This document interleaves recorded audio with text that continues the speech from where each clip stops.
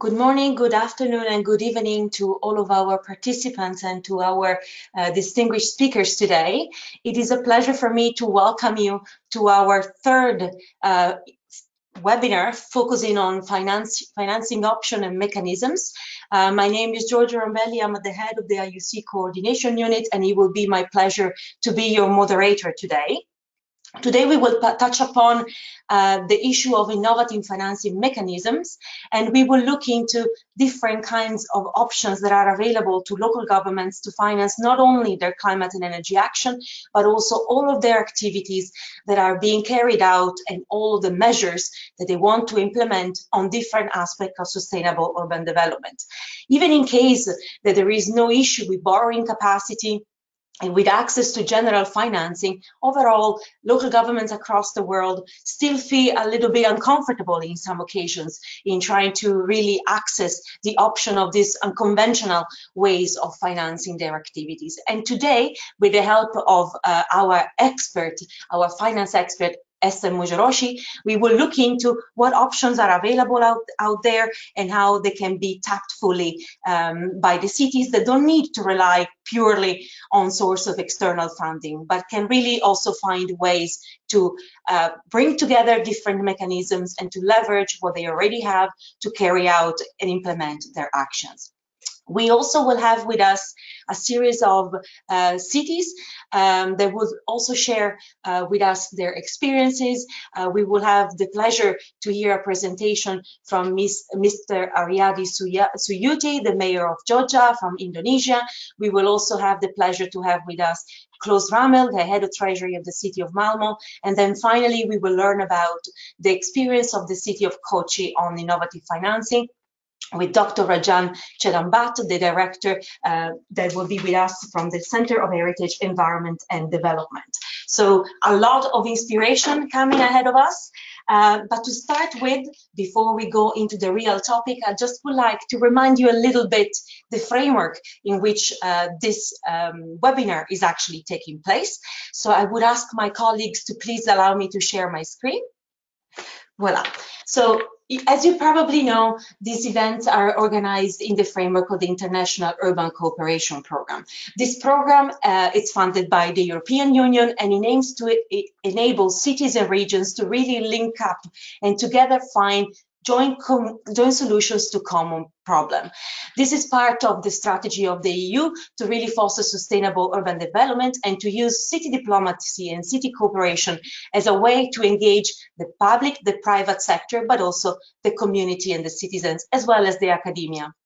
The idea of this program is really to support the development of cooperation between the countries that are targeted in our space, but also to really use this as an opportunity to implement some major international agreements, which include, for example, the Sustainable Urban Development Goals, as well as the new European agenda, which translates the objectives of the European Union, of course, in supporting the implementation of the new urban agenda worldwide.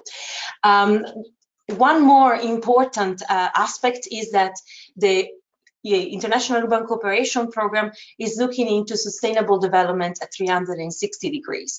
There are several different aspects that are being tackled and addressed within the cooperations among the cities that are taking part into the program. Just to give you a snapshot, we go from smart cities and innovation to mobility, to water, to natural-based solution, but also to topics that relate more to social aspects such as social inclusion, urban regeneration, cultural heritage. So really a very wide variety of themes the cities come together to discuss and to share upon. At the moment, we have 81 pairings that are being established from 22 European countries and from a variety of countries across the world, in particular in Asia, in South Asia, and also, of course, in North and Latin America. So here is just a snapshot of the variety and really also the scope of the engagement of the cities worldwide that are coming together, committing to cooperate with one another for at least 18 months and to develop solutions and to develop partnerships that can support them in addressing the common challenges that they are facing in this variety of themes. Also very important is the contribution of this program to the implementation of the Paris Agreement, in particular to the facilitation of the Global Covenant of Mayors initiative, which is being established in the different countries that I just mentioned across the world.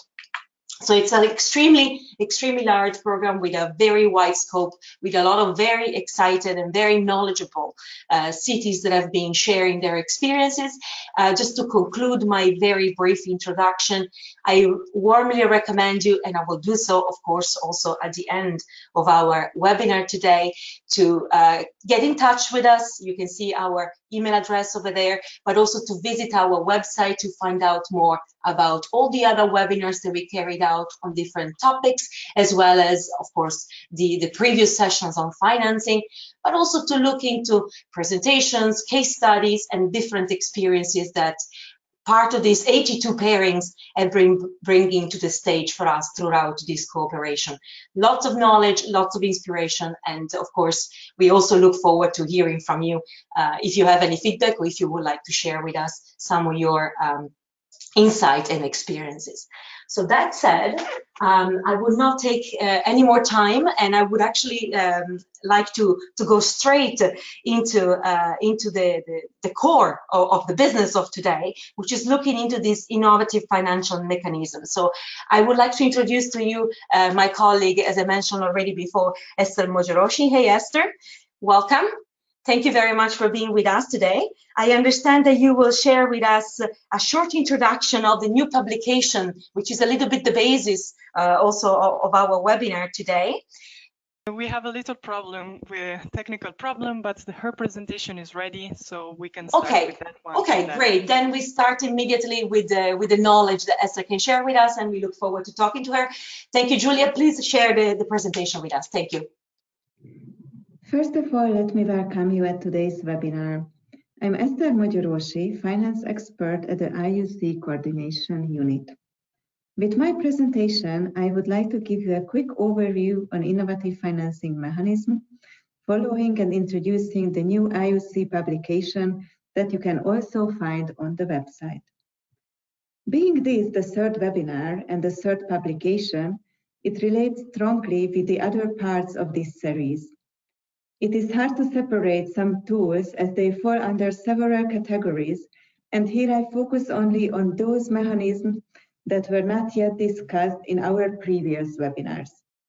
Namely, I would like to speak about energy performance contract, public-private partnership, revolving fund, crowdfunding, and municipal bonds. There are several ways to define what innovative financing means.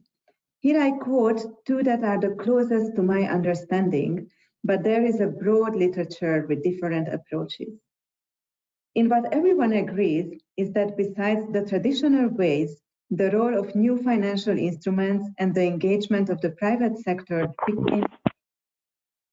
depending on the local government's capacity of co-financing, raise private capital, level of creditworthiness, and the project's revenue generation potential, there are various solutions and their combination one can. Before deciding on the most suitable mechanism, the local government needs to have a clear understanding on the technical requirements of a project and quantify the related financial needs. Once there is a solid financial assessment ready, defining the costs, a first step is to check if there are own sources, liquidity, or assets available to invest. In most of the cases, and particularly for large-scale projects, relying purely on own sources is not enough, and external support is needed. External finance, as already discussed in the previous publications and webinars, can come from public and private sources. Innovative schemes are generally related to private sector engagement, but usually finance is a mixture of different tools and comes from various sources. Starting with the energy performance contract, an EPC is a contract where an array of services is agreed and the provider of the services is able to guarantee that a minimum of energy savings and sustainability value will be achieved. There is an energy service company, so-called ESCO, who implements a customized energy service package, which usually includes the planning, building, operation, and maintenance. As each tool, it also has advantages and disadvantages.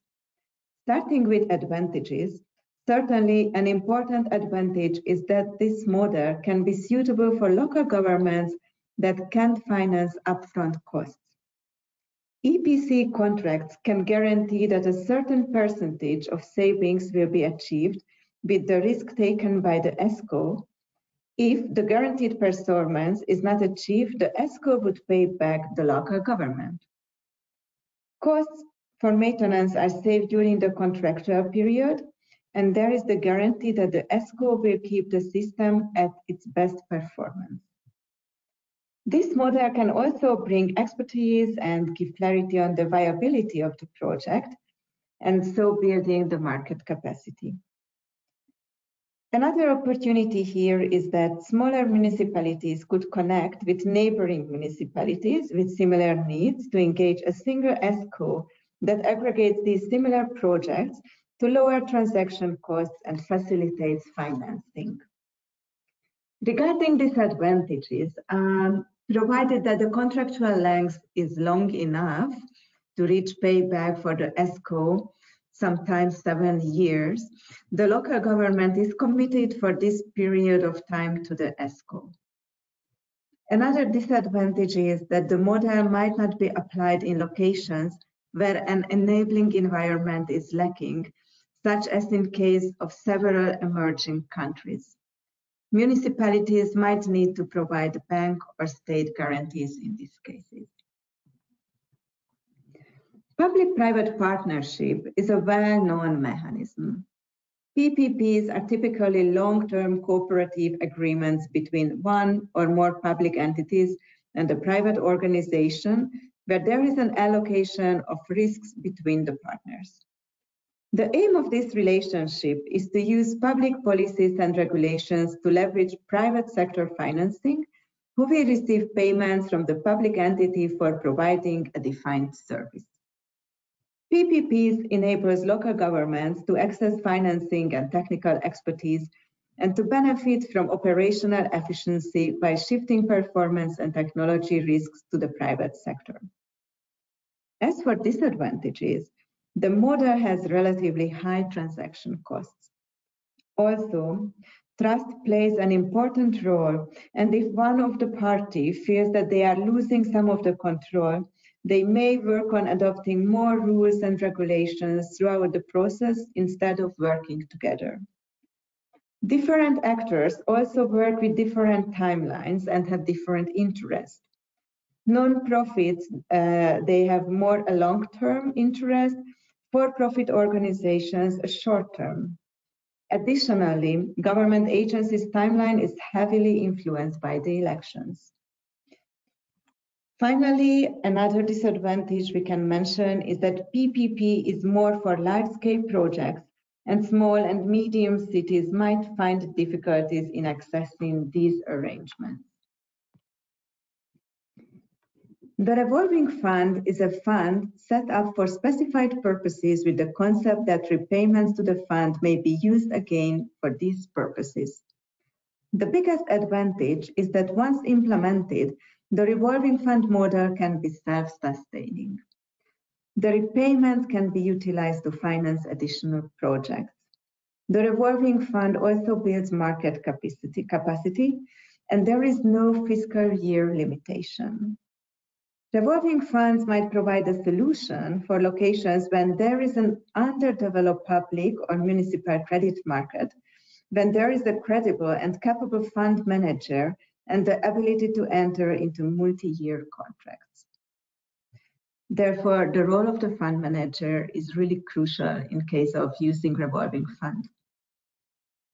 Regarding the disadvantages, recovering operating costs, especially in early years, can be really difficult. The repayment periods may also be long. Typically, it's between 5 to 8 years, but can be even longer. Another disadvantage is that the fund may vary from year to year due to financial sources mobilized and the return of investments. Crowdfunding is a very exciting financing mechanism. It is an alternative source of income for local governments and is guided by the principle that citizens can voluntarily invest a certain financial amount into a proposed project. There are several advantages. Crowdfunding is particularly suitable for funding small projects. It is really a fast way to raise finance with no upfront fees needed. It's a good way also to test the public's reaction to the project idea. Also, ideas that may not appeal to conventional investors can often get financed through crowdfunding, and investors can become real loyal customers. As for the disadvantages, building trust and interest requires a lot of work and also a lot of time, and there is no guarantee to reach the required funding target. Also, failed projects risk damage the reputation. Finally, talking about the municipal bonds or green bonds. A green bond is a bond specifically earmarked to be used for climate and environmental projects. They are often verified by a third party, which certifies that the bond will fund projects that include benefits to the environment. Green bonds and bonds in general can be issued by development financial institutions like the World Bank or the European Investment Bank, but it can also be issued by commercial banks, state or municipalities or corporations. Based on this, local governments have two options to benefit from the bonds: issuing their own bonds or align their investment plans with other issuers. In case the issuer of a municipal bond, the issuer receives a cash purchase price at the time of the issuance in exchange for a promise to repay. Repayment periods can be short, but as few months, but can even be few years or even 20, 30 or 40 years. The issuer typically uses proceeds from a bond sale to pay for capital projects, or for other purposes it cannot or does not desire to pay for immediately with funds on hand. The advantages are that green bonds can enhance an issuer's reputation, showcasing their commitment towards green growth and sustainable development. Governments may want to take a political statement and demonstrate their commitment to certain environmental or sustainability objectives. Green bonds also provide issuers with improved access to a specific set of global investors who may have mandates to invest in green, sustainable ventures. Attracting new investors is often an important benefit of issuing a green bond, and many green bonds issued to date report being oversubscribed. The issuance of green bonds can create new market demand. Domestic bond issuances help strengthen and in some cases create domestic capital markets. But there are of course also some disadvantages. The necessary preparatory work, the institutional setup, the verification, it all takes time and also costs money. Many times it is determined by national regulations if a local government can issue bonds or not. Maybe it is not possible at all. To take municipal bonds successful on the market, it needs a highly detailed, structured, skillful, and diligent management process. And finally, green bonds typically fund large-scale, capital-intensive infrastructure projects, such as energy efficiency projects or renewable power, among others, that can be repaid from steady, modest, long-term cash flows, meaning it's not really suitable for small-scale projects.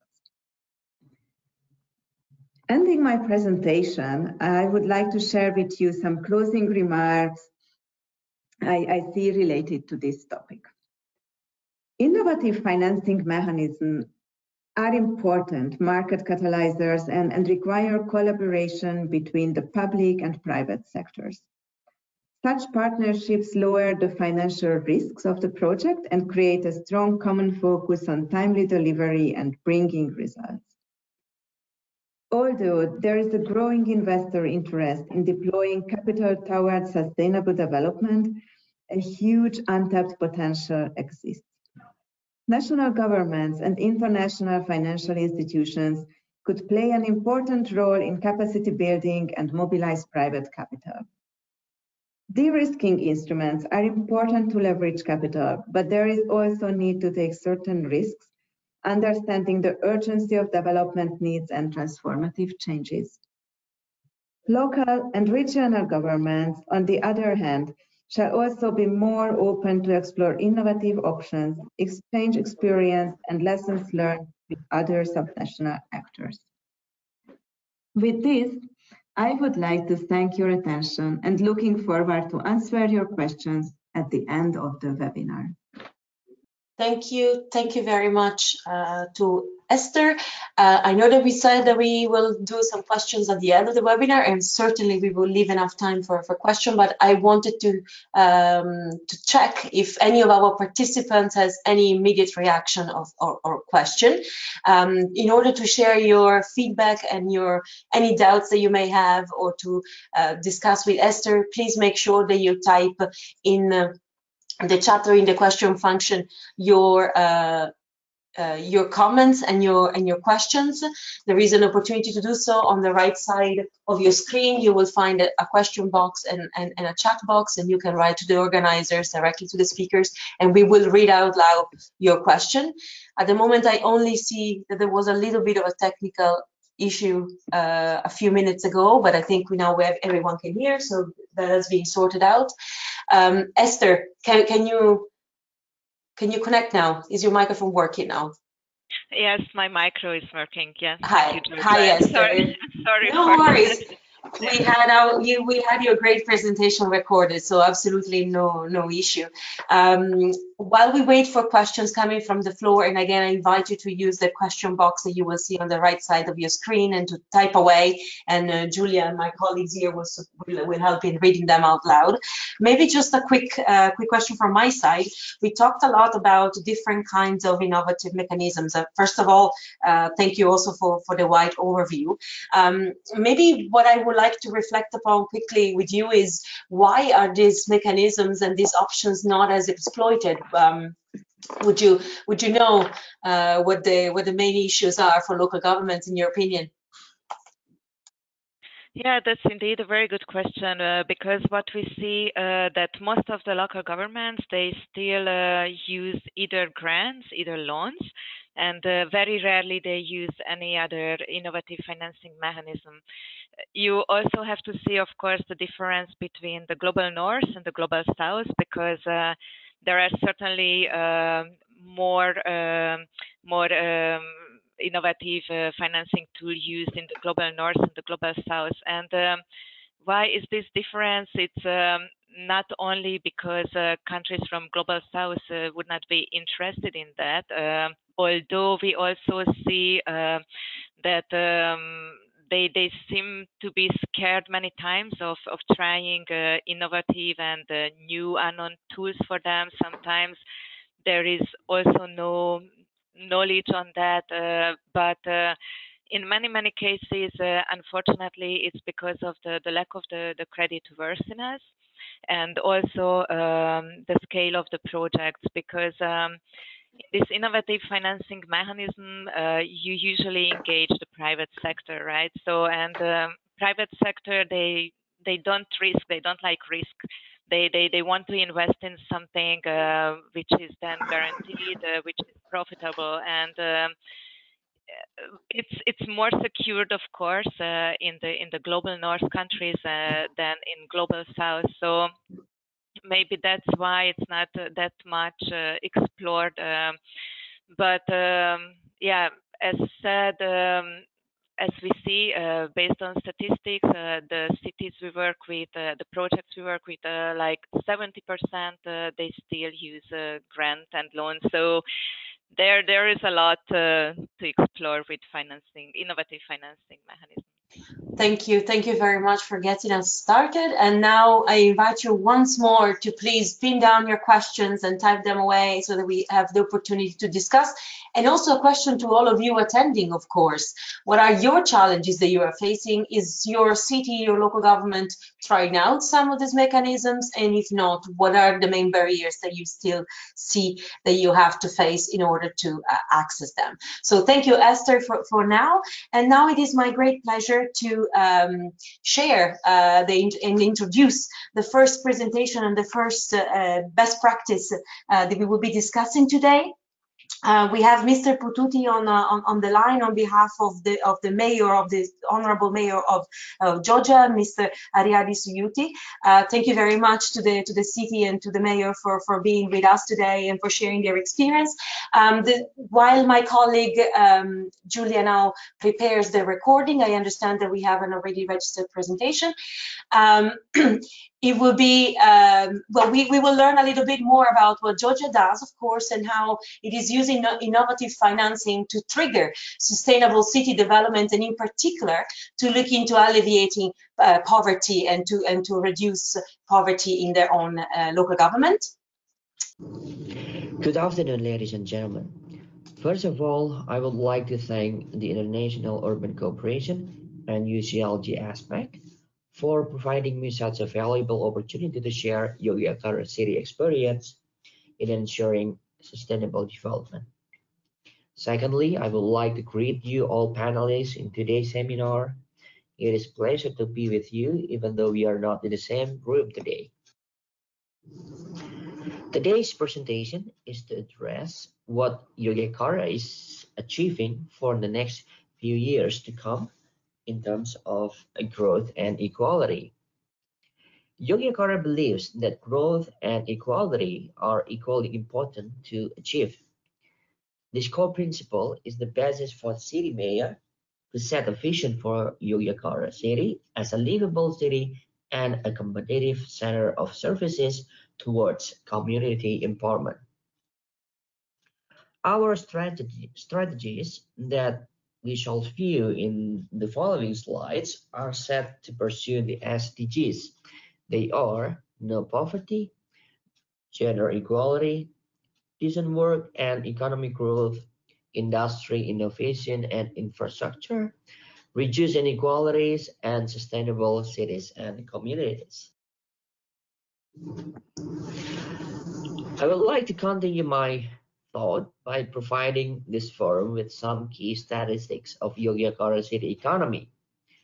Selected economic indicators show that Yogyakarta city is moving on the right track.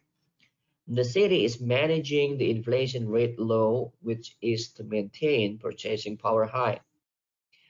The inequality remains moderate at 0.42 Gini ratio. This current inequality condition inspires the city government to initiate some programs which aim to increase the equality in terms of creating new economic opportunities for the people through various interventions.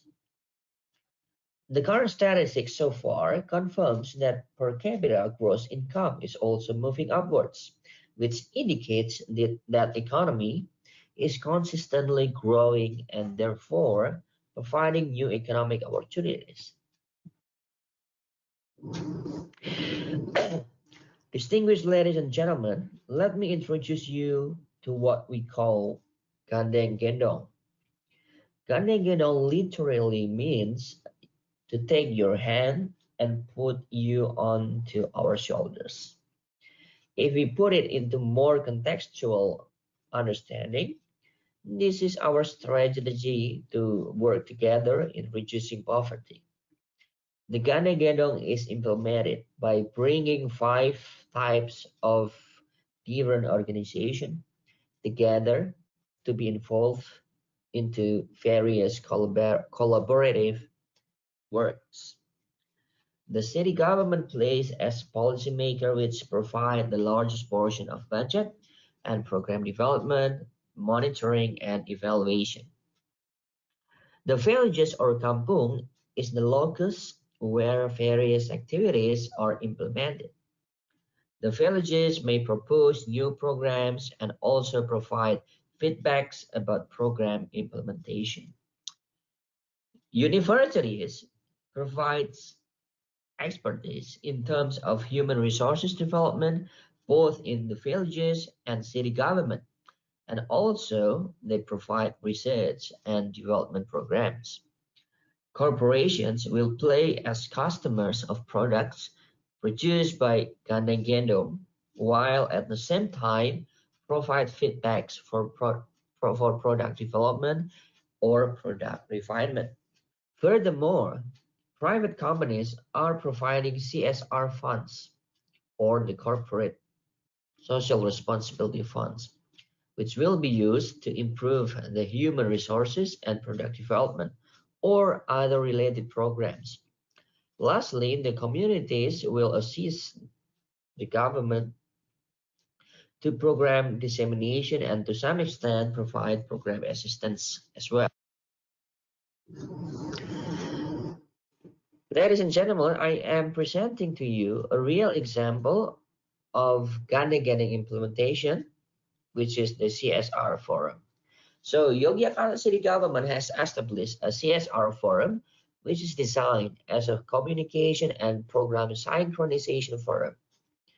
This forum is divided into 4 groups, and each group is led by a deputy. These deputies are representatives of private companies and universities that have established partnerships with the city government. Each group will organize a set of programs based on group's focus. So in the slide, you may see that there are 4 groups. Group 1, for example, will focus on business incubation, labor insurance, housekeeping training, training for engineers, uninhabitable housing improvement, and empowerment for religion-based schools. For the group 2, they will focus on scholarships, insurance for early year schools teacher, green space development, capacity building for the SMEs. And group 3, they are responsible to develop a CSR forum and then to provide health insurance program, sanitation program, and also starting problem solving. And the last group, group number 4, will collaborate with hotel and tourism village development. They also provide cooking class and also plastic waste management. This organizational setting is to implement the GANDENG program through various CSR programs and also funding. Distinguished ladies and gentlemen, we are now looking at the last slide of my presentation, which tried to showcase the achievement of the members of the CSR forum. The forum members have spent thousands of US dollars to support poverty alleviation programs and to improve the quality of life of our citizens. These are selected examples about how GANDENG is performed through CSR programs. As you may look at the slides, there are 2 regional based development banks in Yogyakarta, which have provided various programs under the GANDENG platform. So what they have done so far are actually designed to improve the SDGs goals that I have presented in previous slides. So that is a very short story about Yogyakarta City is now doing, and we hope to have feedbacks from you, and I look forward to hearing your feedbacks and questions, also some discussion if it is possible. So thank you very much. Good afternoon. Bye-bye. Thank you. Thank you very much for this insightful presentation that we just received from the city of Georgia. I would like to take the opportunity to open the floor for a few questions directly to our colleagues on the line from the city of Georgia. And in particular, since I am the moderator, I will take the opportunity also for myself to ask a question. First of all, maybe I would like to check if the microphone is working. Hello, Mr. Pututi, can you hear us? Agustin, on behalf of the major city of Yogyakarta, I am from the Regional Development Planning Board. Hello, nice to meet you virtually, and thank you very much for being with us. I would like to ask you questions about your experience. It's, first of all, absolutely inspiring. And I think one of the issues that we have raised even during the introduction is sometimes the uneasiness the local governments can find in identifying and into engaging with the appropriate partners to carry out this type of financial interventions altogether. So maybe my question to you would be, if another city wanted to be inspired by your activity and try to bring together this typology of constellation of stakeholders, what do you think? What would be your recommendation? What would be your suggestions for them? What kind of program is suitable for the program for to engage maybe similar typology of funding? Yes. Maybe is how to develop our small medium enterprise. This is important because there are we have more than 20,000 and small medium enterprise in Yogyakarta, but it's only in a small scale of economic. That's why we have inequality about income per capita. I understand. Thank you very much. And I see that you have, of course, been working also with different banks. Was there any consideration that you made when you started to approach them, or any difficulty that you found in the development of the project at the beginning? It's difficult to how to make the corporation convinced with us about our program, and what can they do to develop people, because sometimes people they think that their income is enough, but it's lower than per capita income. So they think they don't need to increase their income, but we as a government we have the obligation obligated to increase their income. Thank you very, very much. And speaking of different issues that are still hindering the possibility to use these kind of mechanisms, I see that there is a question actually from the floor from Marja Edelman to our colleague Eszter. Her comment is regarding why these kind of mechanisms are often not used in the global south. If we can consider the lack of normative enabling environment at national level one of the issues. Eszter, what do you think? Yes, absolutely. To have an enabling environment, it's really a key. So, meaning to have the right institutions in place, to have the proper legislation and regulations to allow to use innovative financing tools, to engage the private sector, to access international funds, to be able to channel the finance. These are absolutely key and crucial, and they are kind of a first step of any project preparation. Many thanks, Marta, for complimenting this. Thank you, Eszter. And maybe then just to close with our colleagues from Georgia, did you find, do you agree? Do you think that having a good enabling and normative environment at the national level can really support the development of this type of projects like the one that you carried out? And did you find any difficulty, or do you have any suggestions for people that might consider doing this, but are not so sure about the the national normative environment? If it was a question to me, I wasn't sure. Sorry, Georgia, if it was the question to me or. No, I was wondering if the colleague from Georgia could share their experience. But if you have anything that you would like to share, of course, Eszter, the floor is yours as well.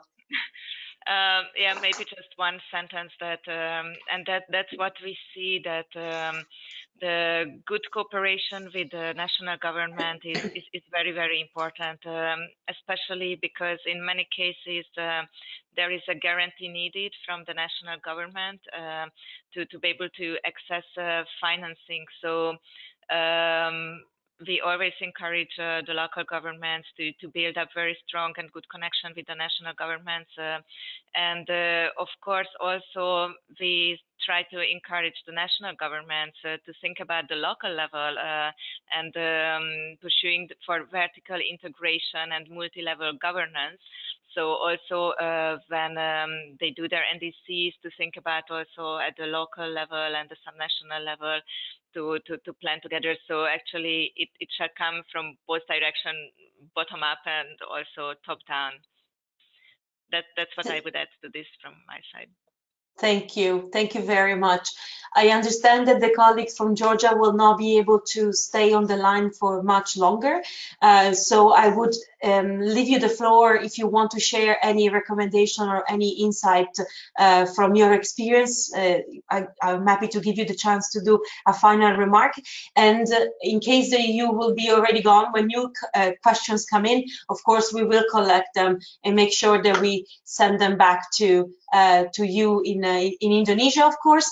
Colleagues from Georgia, any comments again or to close up your presentation and to share from your experience?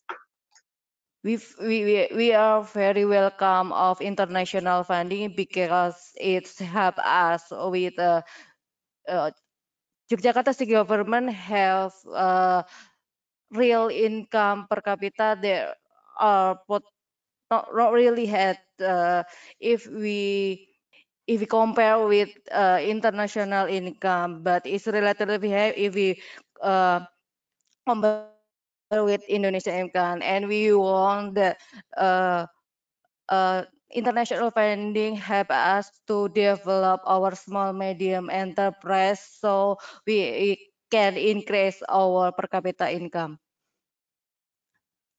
Thank you. Thank you very much for your time and for sharing your experience. We look forward to know more about the activities of your city. And as mentioned, we will make sure to collect all the questions that may come throughout our webinar today. And in case that you are you had, of course, to leave us, we will make sure that you will receive them. So thank you very much, and a big round of virtual applause to the city of Georgia for their great commitment. I would now like to move on to the next speaker of our day.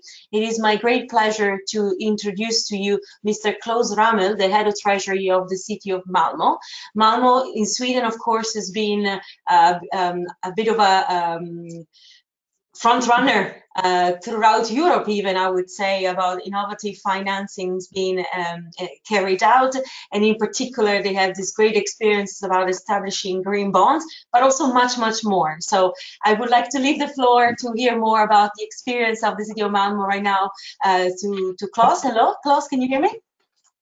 Yes, thanks. I can hear you, Georgia. Hi, hello. So the floor, we can perfectly, and we are very excited of having you with us. Looking forward to your presentation. So I'll give you the floor. Thank you so much, and thanks everyone for the opportunity to present City of Malmo Green Bond programs. I am Klaus Ramel, and I'm the head of the Treasury Department here. That means that I work at the City Internal Bank, which manages financial risks.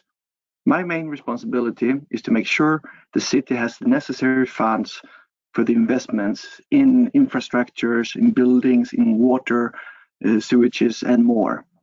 When I joined the city in 2016, I became the project manager of investigating the feasibility of establishing a green bond framework. In this presentation, I will tell you about these experiences in setting up the green bond framework and the management of issuing green bonds. There are various expectations going into this project. The politician who had initiated the project, they engaged us in the Treasury Department and also the Environmental Department and some other investing departments in the city to learn about the feasibility. We knew there would be some hard work and the project was likely to take some time, and there was no obvious success from the very start. The politicians, of course, were hoping for some publicity. They wanted to bring attention to the city ambitious environmental policies. Here at the Treasury Department, we were hoping for maybe some economic payoff in terms of cheaper funding should we reach green bonds. We also hoped for some financial risk diversification because we have several different tools whereby which we can raise funds, and green bonds would be another tool to raise funds. And in this process, we were also hoping for some new internal cooperations between the different departments. There are 15 departments in the city and also some municipal held companies. So we were hoping for new cooperations to be established. Now, Malmo's way to green bonds and the challenges. Step number one was basically to learn about the green bond principles. We assembled a group and we studied these principles. We also studied and held meeting with municipal peers in Sweden who already had green bond frameworks established. And when we looked at these frameworks, we realized that they were very much alike and streamlined. It was kind of hard to tell the difference. And just to give you the numbers, we had, in Sweden, there are 280 or 90 municipalities, and there were about 10 existing communities or municipalities that had green bond frameworks. So we would be number 11, so to speak. We also realized when we investigated that we didn't want to do a lot of extra work. So a guiding principle was to use the existing reports that we had rather than having colleagues produce new things. There were some alternate opinions, and this refers to thoughts from the politicians, typically the opposing parties then, saying that this will take a lot of time and cost a lot of money. Is it really worth it? Another thought would be, all our investments are already very green. What's the added value in doing green bonds? But the decision was to go ahead, and with that in mind, we needed a consultant, and so we contracted a bank to help us set up the green bond framework. The bank knows the investors much better than we do, and they could guide us well in setting it up. However, we didn't want our green bond framework to look like the others. So the Malmo way meant to include a story about our recent history of our climate ambitions. It meant to include and incorporate the UN Sustainable Development Goals, the SDGs, as they are already part of Malmö's steering model. And the city also produces an annual sustainability report, which is very much based on the SDGs. And in the framework, we also wanted to be very specific and clear about how to measure the different impacts. So we gave examples of the various KPIs to be used. For the trustworthiness of a green bond framework, you also need a second opinion. In our case, we chose Sustainalytics, and the reason we chose them was that they incorporate the SDGs in their comments, and they also make comments not only on green effects, but also on some social effects, which we enjoyed to have included.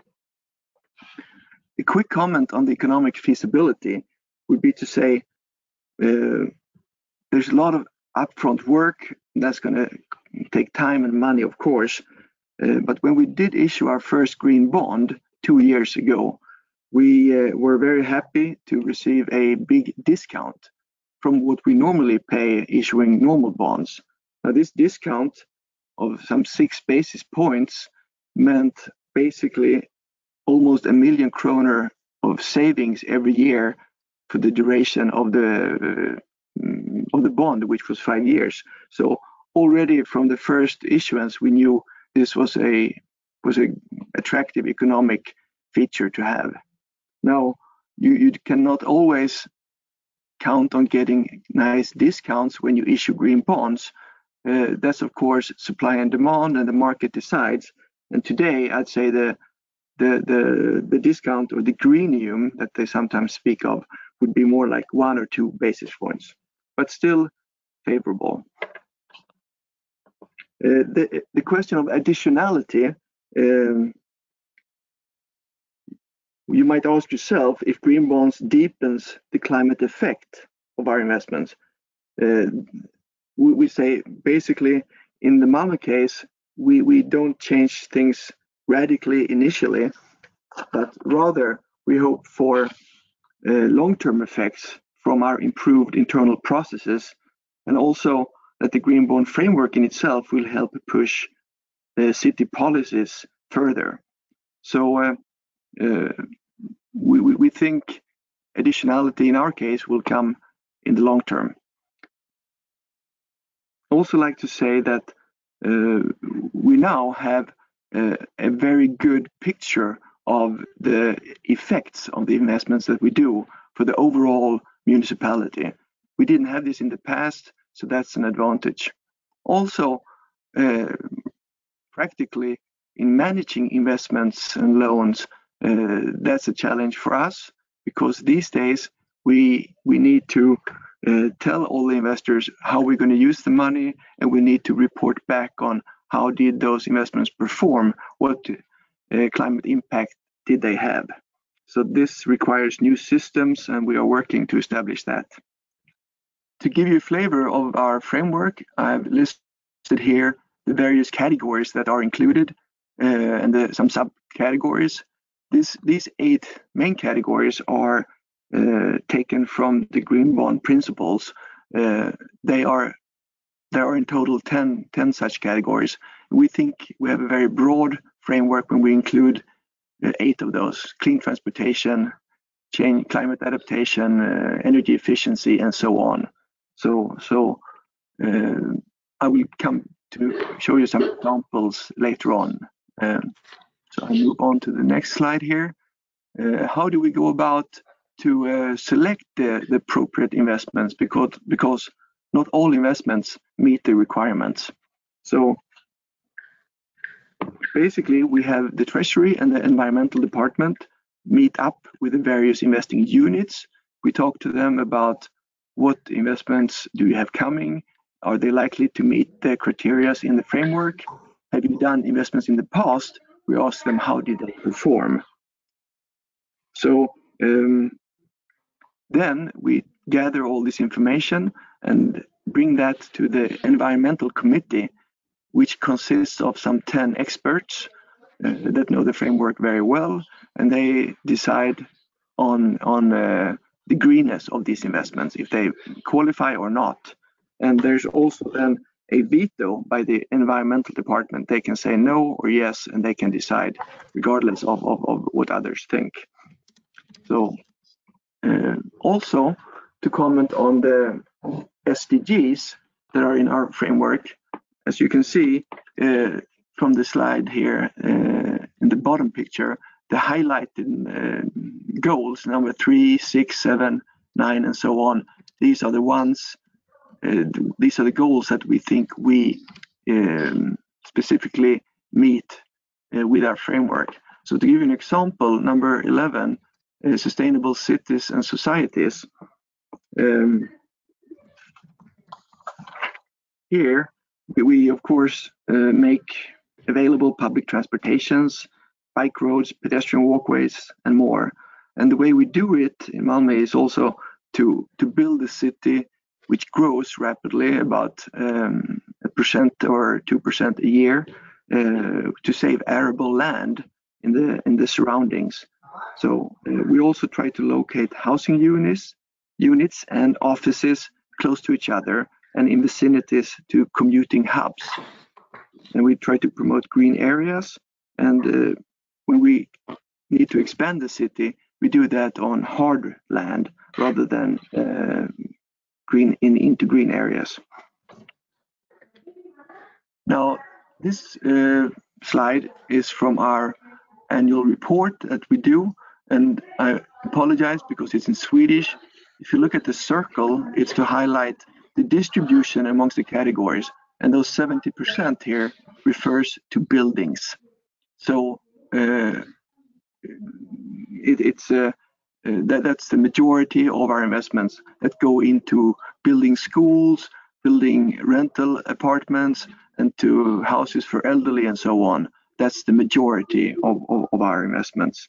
The second largest part then would be energy savings, which is some 14%.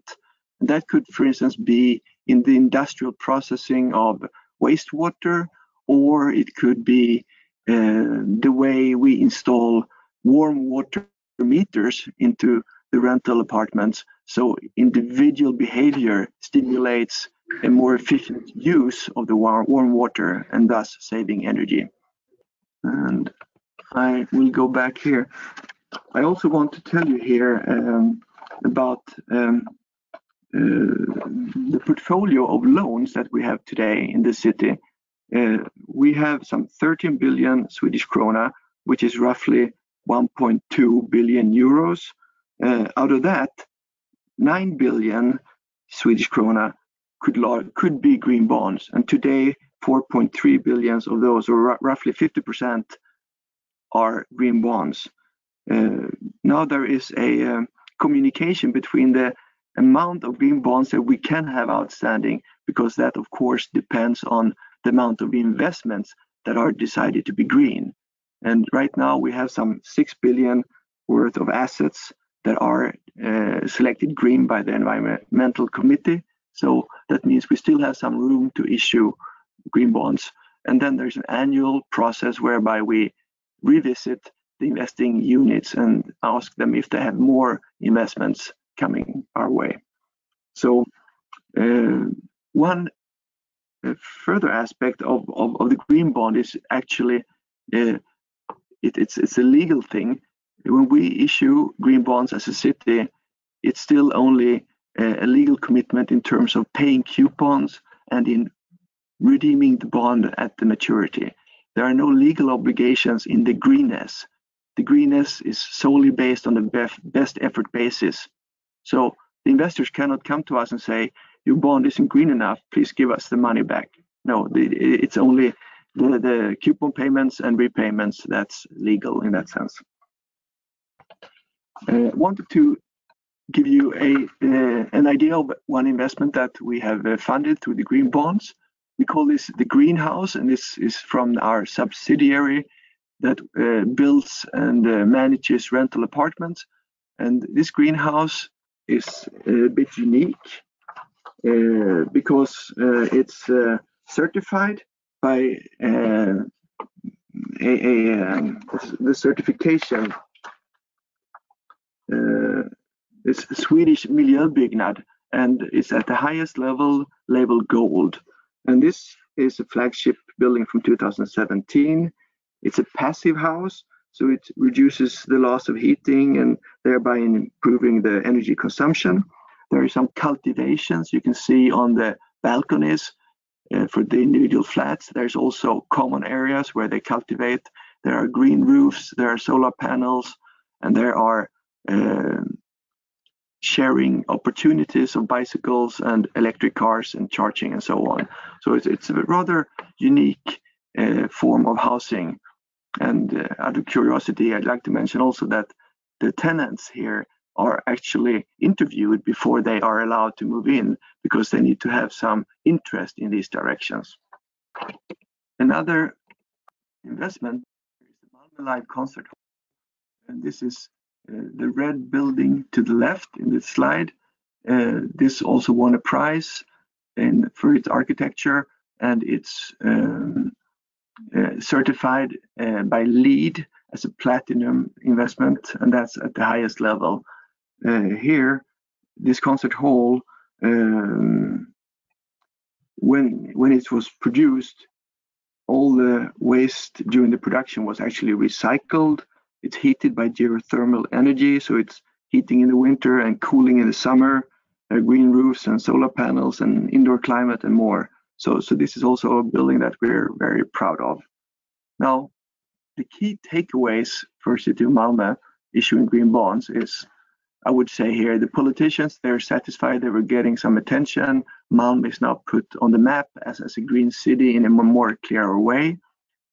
For us at the Treasury Department, I say being part of the sustainable finance is very valuable for us because this trend is growing stronger by the day, pretty much. So more and more green bonds are issued, not only in Sweden, but I think in Europe and worldwide. This is a strong growing trend. We don't expect this to change. So this is risk diversification. But as I also say here, funding is more complex. We need to tell investors how we use the money. In the past, we didn't have to do this. So that's putting extra work for us. The impact report is valuable for us. We can get a much better holistic picture of our impact on the environment today.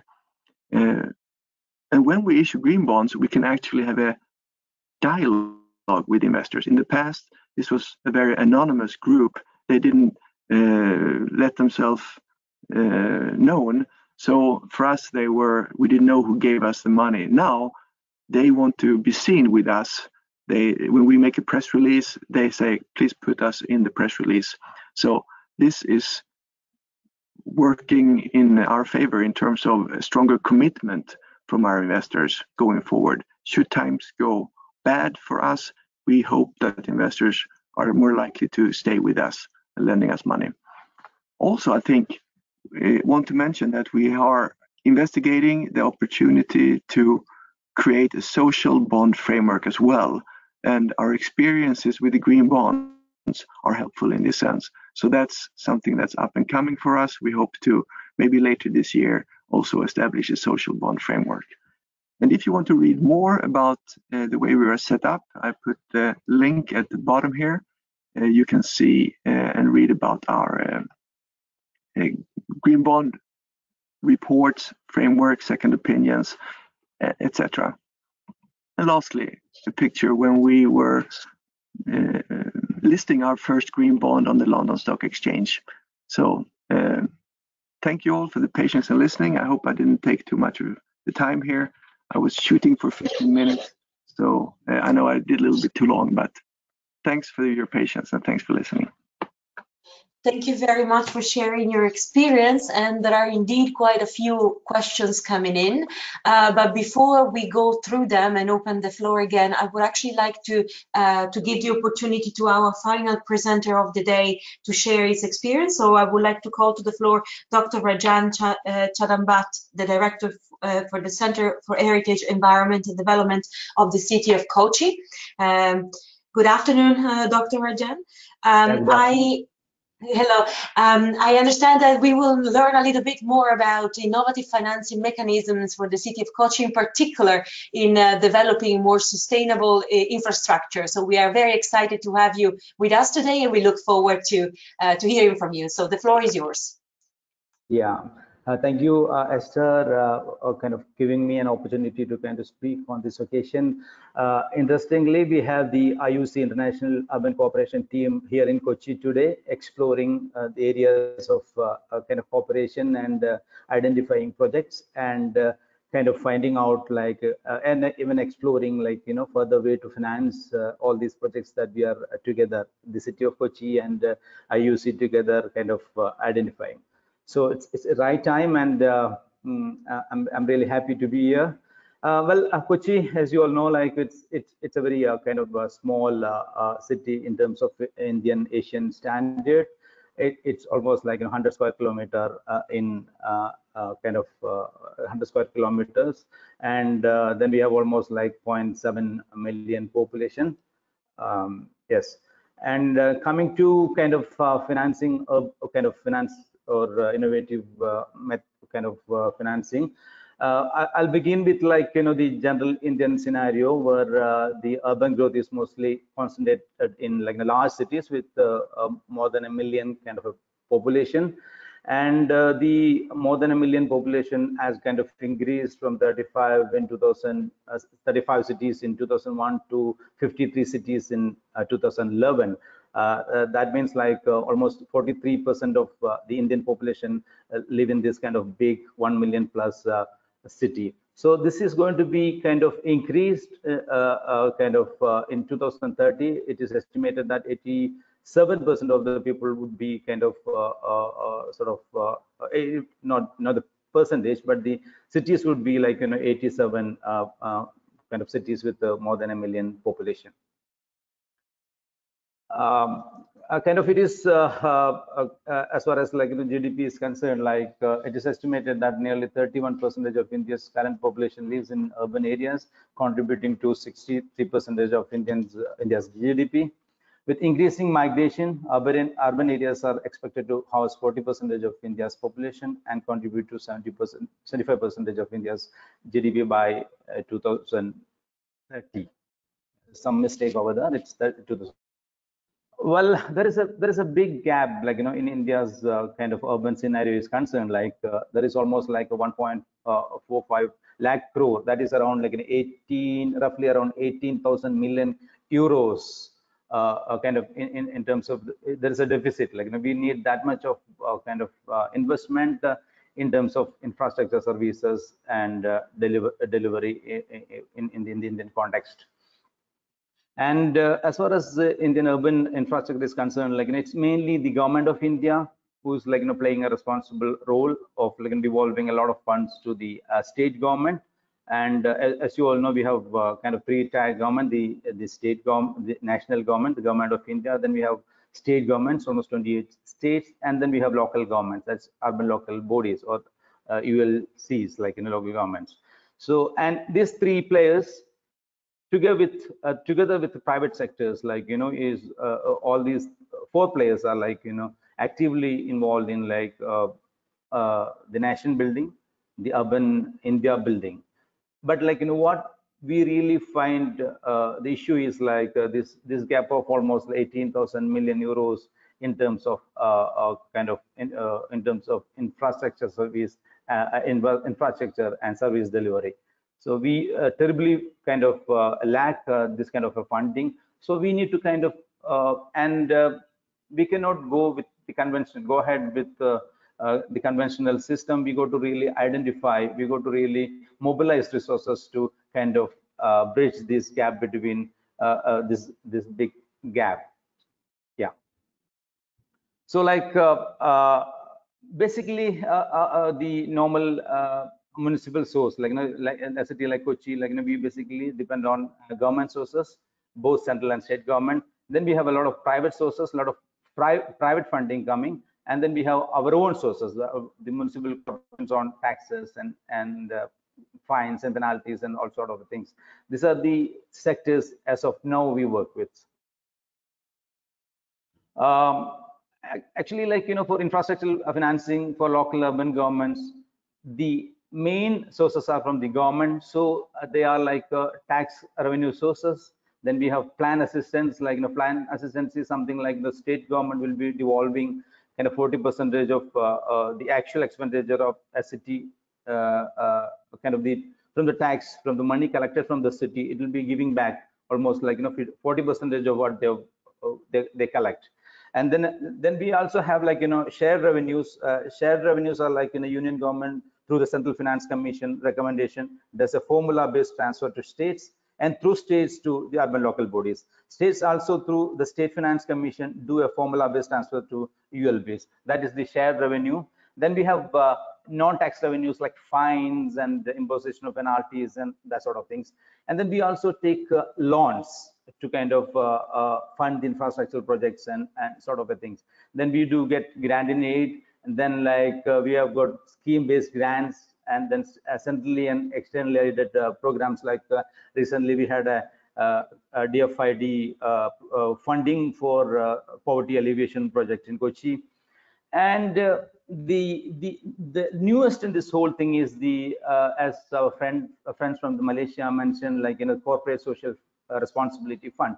The government of India has made it mandatory that every corporate house, public sector and private sector would spend almost 2.5% of their annual profit for social responsibility projects. mainly they channel this funding through local governments and state governments, and the cities like Kochi get a lot of funding, a lot of support in this term. So we kind of try to bridge that deficit through CSRs and funds like that. Yes. And private sectors, how do private sectors, for us, we have construction contracts under private public partnership formats, including BOT, build, operate, and transfer. Now we recently built a bridge in city connecting two islands, which was built by a big company called GAM in India. They built the kind of bridge and kind of they operated, and then now they transferred it to the local government. And then we also have BOT, that is, they design it, they build, operate, and transfer our the latest waste management plan,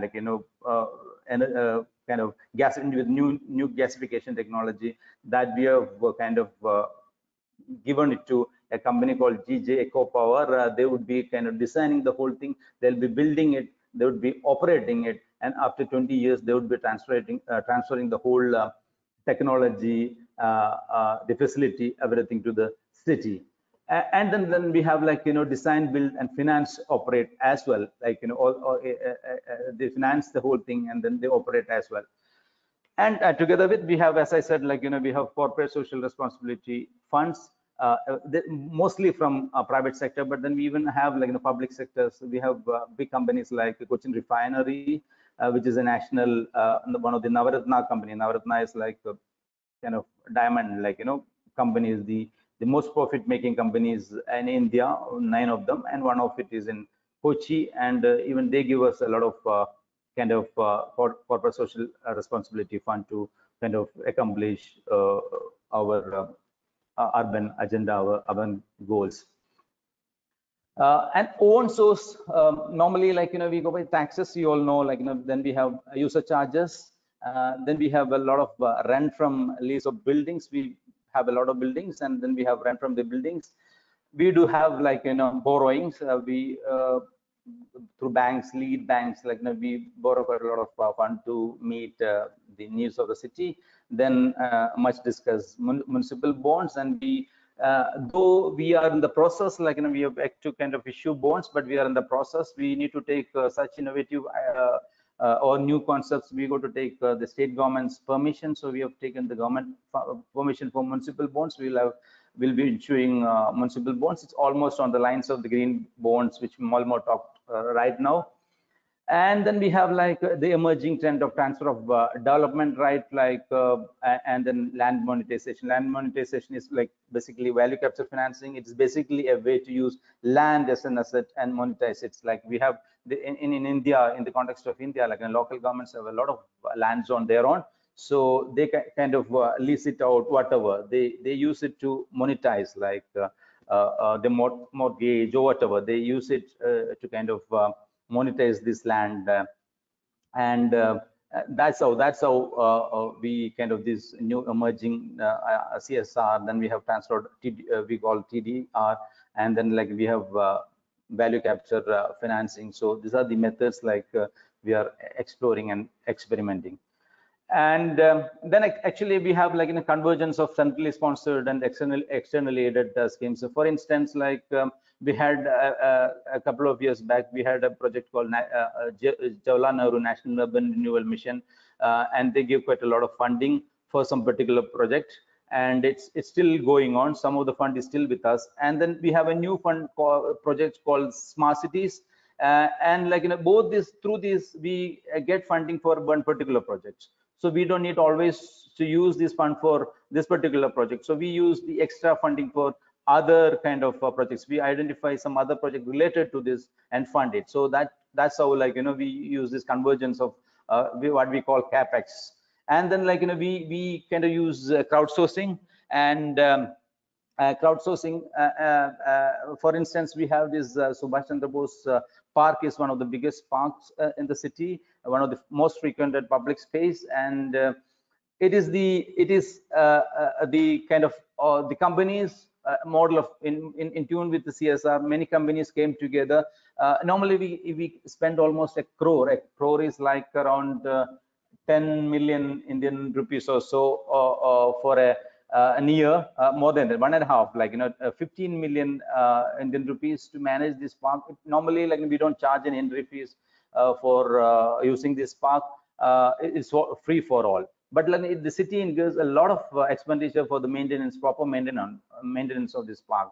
Then we kind of went and talked to the companies across, big companies across, and said, like, this is the amount the city kind of spends for maintaining this project, public space, and you work in the city, you function in the city, you make a lot of profit from the city. Why don't we just invest something for the betterment of for a common good? So companies came together, and now what they do, they kind of spend money for the maintenance of this park. So it's a classic example of public-private partnership, where, like, private entities work for a common good without really expecting anything back, without really making any profit. So this is a classic example. And then we have another kind of example from Kochi, which is like the beautification of national highway, NHS national highway. This major national highway, like, it was not at all well maintained, like no greenery, no proper signages, like so big highway.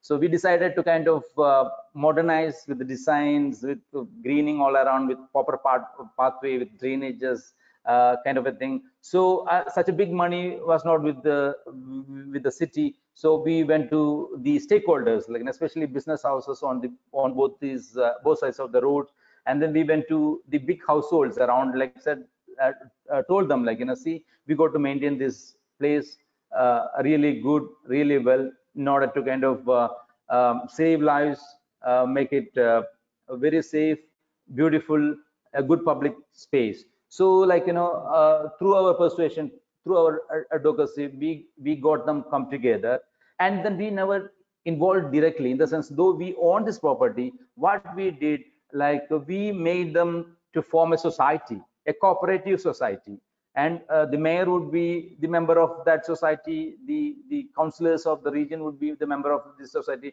but the major stakeholders, major shareholders of the society would be those who kind of invest money into managing this public space. So all these people came together, they invested money, and they own the society. They don't own the property, but they own the society to maintain this project. So they have control over the funding. That is this that normal corruption charges wouldn't come in. They kind of mobilize fund, they raise fund, it goes into their society, and they use it. So, like, they are directly involved, instead of the municipal corporation, in its officers, its finance departments, its engineers involving maintaining and managing finance. It's the people directly coming and maintaining, and at the same time, like, the ownership never gets transferred to whoever is managed. It's a classic example. It's highly appreciated by many, and many cities in India is trying to emulate this. Even in Kochi, there are many roads now. We have many roads in public spaces. We are, like, trying to kind of manage through this model. Like, it's a very interesting and a very classic kind of innovation in financing, in getting finance for managing a public space. Yeah, this is like the national highway beautification. Then begin the whole kind of project. You can just see it over there. Yes, next. So this is a park with we wouldn't have been able to manage this park this well with our own money, with taxpayers' money. See, like, taxpayers' money, you don't really have sufficient enough money to even look after your, say, waste management scenario, wastewater scenario, water supply scenario, road, and we wouldn't be spending much of a money in maintaining a public space. But now, with stakeholders coming together, companies coming together, investing in common good, and this is a classic model for South Asian states, where, like, local governments, where they're really in dearth for money. They don't really have sufficient enough money to manage public places like this. It's a classic model. We claim it to be a classic model for managing public spaces, managing a city, running a city, managing the finances of a city. Yeah. Oh, and like, learning from all these kind of experiences, like, all these innovative financing models require innovative management. When I say innovative financing models require innovative management, it is like experience of Indian cities, including Kochi, suggests that while it is relatively easier to obtain financing for infrastructure, city governments require management expertise to choose the right options, implement and monitor them. Communicating to the citizens is equally critical for their buy-in and active participation, because we shouldn't let the people feel that we are giving away the land to a particular society, because in that particular society, only the stakeholders would know that the right is, or the ownership is still with the municipal corporation. With a lot of media kind of involvement, they would say the city is just giving up their public spaces to the private party. So we go to really communicate the whole thing to the citizens as well. And even in this case, like managing all these public-private partnership contracts and issuing municipal bonds, instituting a system of transfer of development rights and crowdsourcing, harnessing CSR funds, land monetization through value capture financing, all require innovative, or whatever I've talked so far, really need innovative kind of management. And like, where do we get really this kind of innovative management? Experience in small and medium Indian towns also show that infrastructure investment is only the first stage. Due to improper and inefficient operation and maintenance of assets, the asset often becomes dysfunctional, as a result of which we have seen many examples of sunk investment. I say sunk investment. Financing for operation and maintenance of assets is a critical part of realizing service delivery outcomes from assets. Here also we can kind of cite the example of Subhash Chandra Bose Park crowdsourcing or CSR funding management and the National Highway beautification, for which a society was constituted to manage the operation and the maintenance of it. That's the key thing. And then, like, when it comes to kind of technical assistance, like awareness and details of good practices, innovative and emerging financing models for both capital investment and operation and maintenance helps the city government. And PPP system, BOT, built operate and transfer, descent built operator, finance and transfer, all require multidisciplinary and management skills sets to manage the administration of the contract, liaising with the different stakeholders, negotiation expertise. We really need negotiation expertise. We really need risk and benefit sharing, and financial due diligence and discipline as well. We really need. And this include, like, technical, financial, legal, human resource, procurement and contracting expertise as well.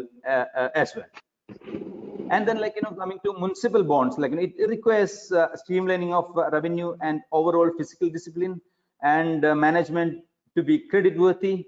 The institution, like, municipal institution should be really credit worthy. Like, we should really tell the people that, like, we are a worthy institution, that you can really vouch on us, or you can really trust us, believe us. And financial management skills are an imperative as also the legal and institutional framework to make it really successful. And when it comes to value capture finance, and it's as I said, it's an innovative urban development funding and revenue generation tool. And this value capture finance seeks to kind of enable states and the urban local governments or the city governments, for instance Kochi, to raise resources by tapping a share of increase in value of land and other properties like buildings, resulting from public investment and policy initiative. For instance, I would tell you, like, we have the latest metro. Kochi is one of the cities with the latest metro rail, and wherever we have built the metro rail station, like, the land value has increased fourfold, fivefold, sixfold, but the tax to be paid is the same as the rest of the region. So now we are telling them, like, so there is a hike in, there is value addition to your land, everything, your assets, and you go to pay some money to the city in terms of the kind of value that is added to your this thing. So, but then what happens is in a city like Kochi, like, though we say local self-government, we are not always self-government. We are always dependent on the state government, that's the regional government, and the central government to pass such kind of rules and regulations. Like, we go to kind of value capture financing. We got to go first of all, we got to take the council's permission, and then we go to the state government to get their permission, and then and we work in a big democracy sometimes work with like mobocracy. They say, like, no, this is injustice. You cannot, like, when the city is only 10% tax, like, how can you charge us more, although you give us some little more facility? So we got to really negotiate, we got to really kind of fight all these odds to kind of like come up with all these new revenue models. And finally, like, I'll conclude, like, finally, like, support in the form of technical expertise to city government is currently by special purpose vehicles. Like, we have, like, now there is an institution called CSML, which is Smart Mission Limited. They hire a lot of external hand-holding institutions as special purpose vehicle to kind of help local governments. But like, we said, it has to be embedded in the local governments. We need this capacity within ourselves. We need to hire professionals for kind of doing some financial innovations, to do the financial management, to be really a vibrant financial institution, to be worthy credit institution. And so, like, that's what we are looking for, and we need a lot of access to training programs. We really need to know, like, what are the even like in today's webinar, like, we have learned about, like, Malmo's green bond. Like, it's quite an interesting. We can even think on in terms of that, like, especially we are almost on the mean sea level, and climate change is really going to affect Kochi. There is a growing awareness of, like, sustainable development and to go in the green way. So green bonds can be an option. So we really need kind of innovative improvement in the system itself, like in the city government itself, embedded professionals, like embedded technicians, and real clear laws and regulations to function. Thank you. I think I should. Thank you so much, Dr. Rajan. I'm so sorry to have to step in, but it's just I'm a little bit conscious of time, and I wanted to still keep 10 minutes for question, if that's okay with you. Yes, absolutely. Yes, I actually then take the opportunity immediately to ask you the first question that came for you. Kanisha Raj Ratore is asking us if you could please elaborate shortly on the Design, Build, Finance, Operate project in Kochi. So actually, like, this we have the new, we do have an existing waste management plant, which is, like, we have almost, like, 300 tons of waste per day, but, like, this plant is not sufficient enough to manage the waste properly in the city. So now we are seeking the help of an international institution, London-based GJ Power, to come and set up a waste to energy plant. So actually, like, this company is going to kind of design the plan. We are going to give them 20 acres of land. We are going to give them land on lease for 20 years. So they're going to design. We will not have much of a say in the design.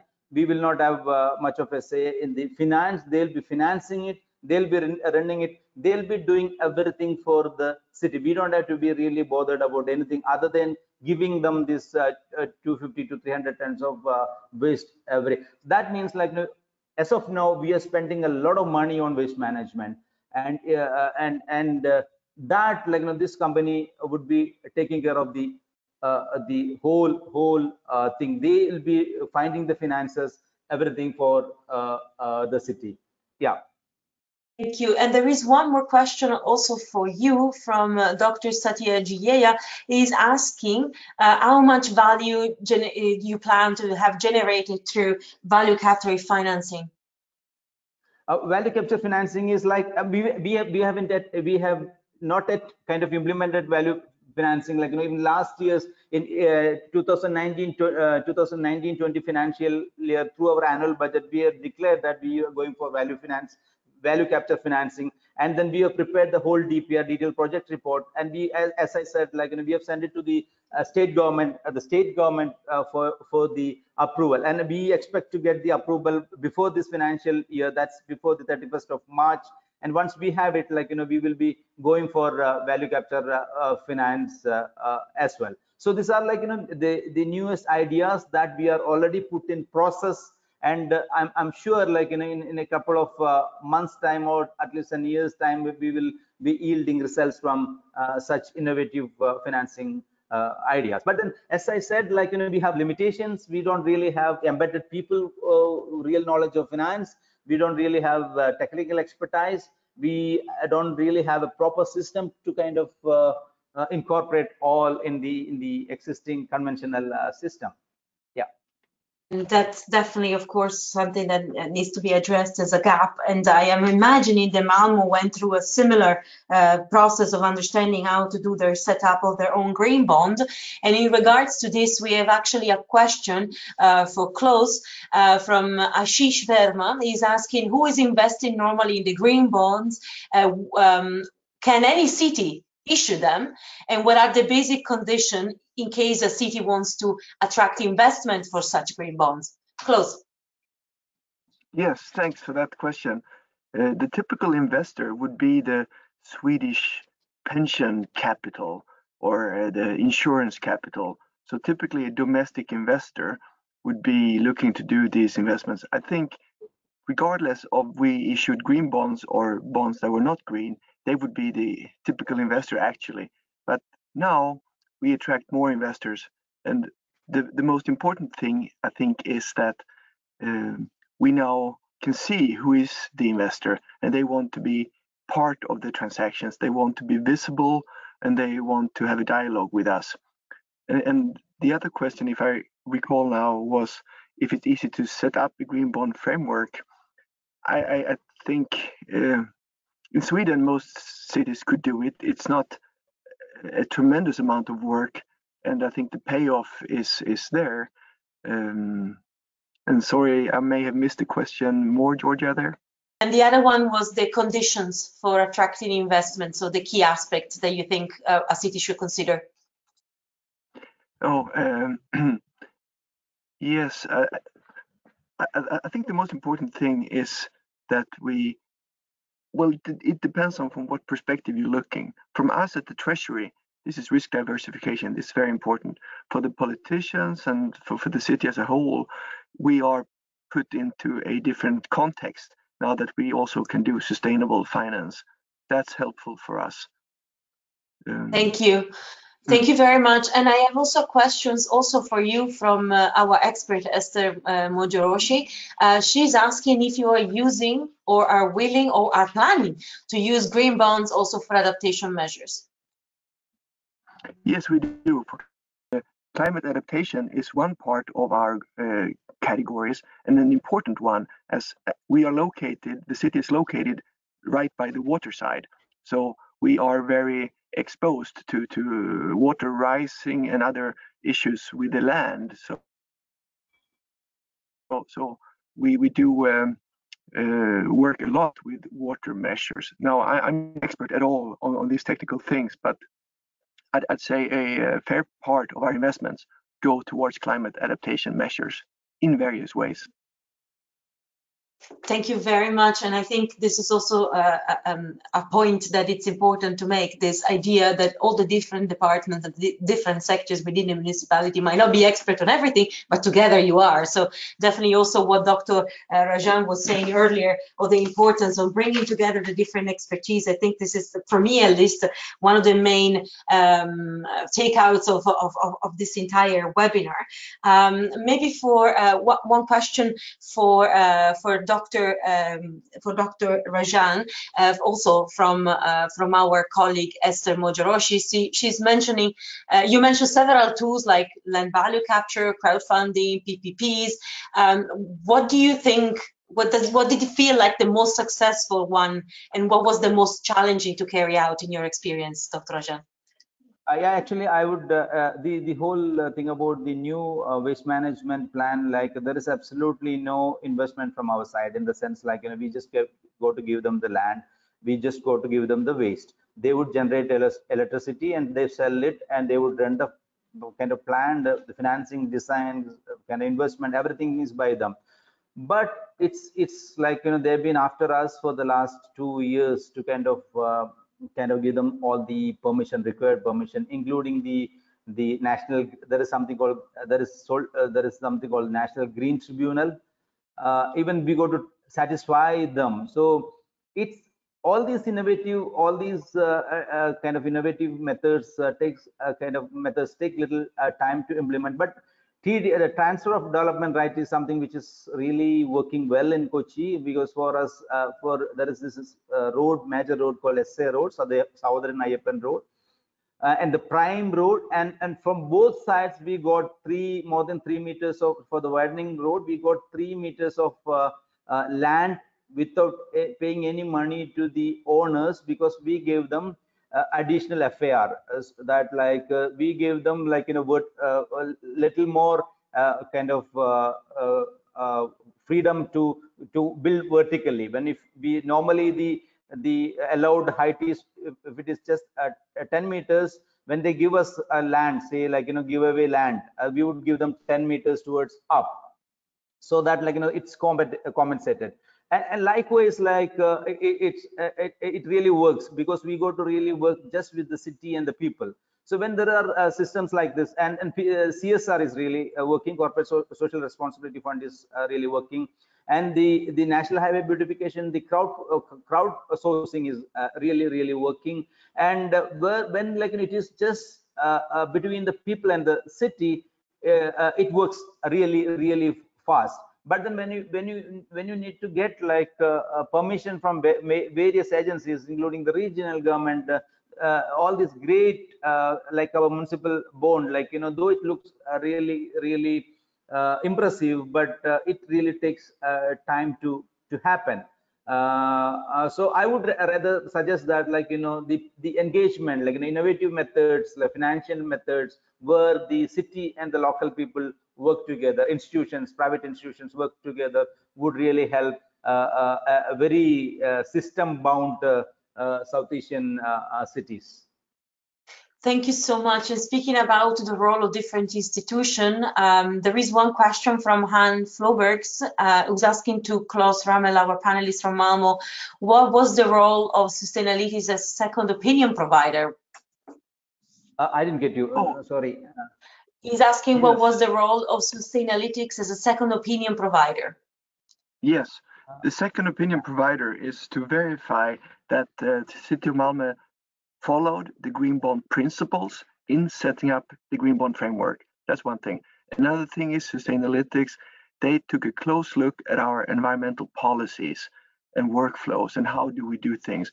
And they wrote a report on that, commenting on how we had adhered to the Green Bond principles and our policies. And that document is part of the Green Bond setup that we have. It ensures and verifies that for the investors that our Green Bond framework is of good quality, I would say, and it strengthens the trust that the investors can place in us. So, and the reason we chose the Sustainalytics was because they did incorporate, they were willing to incorporate the SDGs. Other second opinion providers in Sweden and had used another firm called Cicero in Norway, and they didn't comment on the SDGs at that time. They basically would rate your Green Bond framework as, dark green, medium green, or light green. We weren't looking for that. We thought that was a bit simplistic. So that's why we chose Sustainalytics, and we were happy with their report. It's available on that homepage we have for our green bonds. Thank you very much. I think we are a little bit over time, so I think I might have to bring this very interesting webinar and panel to a close. I think what was particularly interesting is that we are also finishing on these sustainability goals as a final note of our discussion. And this is, as I mentioned already in my introduction, one of the key aspects of our IUC program, where we're really looking into localizing the sustainable urban development goals and see how cities are operating and managing and developing policies and action around the possibility to enhance the quality of life of their citizens and to really put into practice the sustainable development goals. So I think this is a very important aspect to remember. I also want to flag how a lot of this conversation started saying that innovative financing is something that is still a little bit difficult for people to carry out, especially in local governments. There are still a lot of doubts, difficulty to engage different partners, difficulty to even have the local capacity to really develop strategies and measures that can be appealing for investors, so they can bring in different types of financial mechanisms also for the fruition of the city.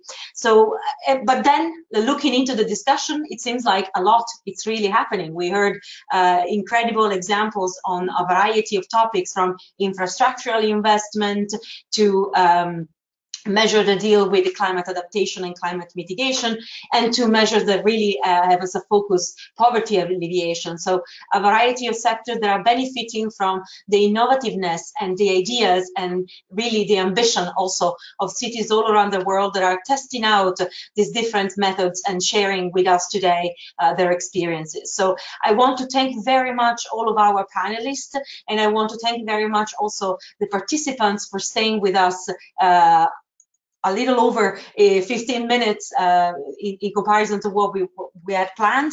All the presentations will be made available online. The recording will be made available both on the knowledge sharing platform of the International Urban Cooperation Program that we, as usual, invite you to take advantage of, but also on our website, where you will find also the recording of the previous webinars. Should you have more questions, and I am fairly sure that there are probably more coming from the audience, to our panelists, it will be our greatest pleasure to collect all of these questions and forward them to the panelists.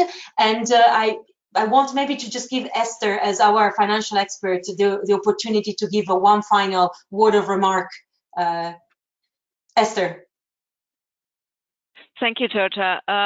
Indeed, I was so impressed with what I heard today, and that was also the goal when organizing this webinar, to have two speakers coming from the Global South, to use them to show that, yes, maybe it's a bit more difficult, but it's possible that there are also ways. You have to be maybe even more innovative to find your ways, but there are examples out there, and I really hope that after this webinar, maybe this discussion can somehow continue, and this exchange of ideas, because I find it very inspiring and also the best way to learn from each other.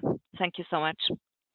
Fantastic. That's a perfect conclusion. I also invite you to continue this conversation. We have our platform that we can use as a channel for keeping on exchanging, but we will make sure, regardless of really put you in touch and see how much we can use your knowledge and support you in the exchange of the things that you're doing. This is really much the soul of our program, so it is absolutely what we want to achieve. A big round of virtual applause to all of you, and also to my colleagues who dealt with the logistic aspect of this and the technical aspect. Thank you very much, and we look forward to our next webinar that will focus on cultural heritage for urban regeneration. It will take place on the 19th of February, so most likely a little bit the financing aspect will come across, but we will talk about mostly, as I said, culture and urban regeneration, and how they can support sustainable urban development in cities. So don't miss this opportunity to join us. Of course, read Eszter's paper and publication on innovative financing, now available on our website as well. And we look forward to next webinars and to next exchanges. Thank you for your time, and I wish you all a lovely continuation of your day or of your evening. Thank you. Thank you once again. Bye-bye.